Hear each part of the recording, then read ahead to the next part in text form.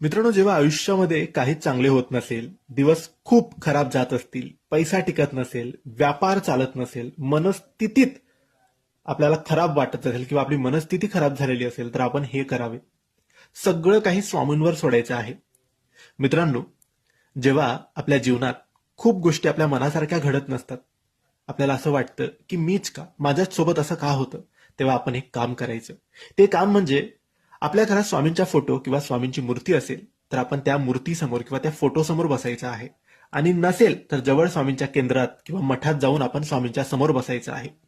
आणि स्वामींना प्रार्थना करायची आहे की स्वामी, हे काय होतंय माझ्यासोबत, काहीच का चांगलं होत नाहीये, का सगळं काही खराब होतंय, का मी मेहनत करतोय तरी मला यश मिळत नाहीये, केव्हा मला सगळं काही माझ्या मनासारखं मिळणार आहे.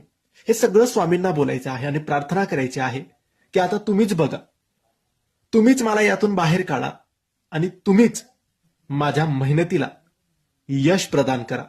बस एवढं तुम्हाला बोलायचं आहे आणि सगळं काही त्या दिवसापासून स्वामींवर सोडून द्यायचं आहे.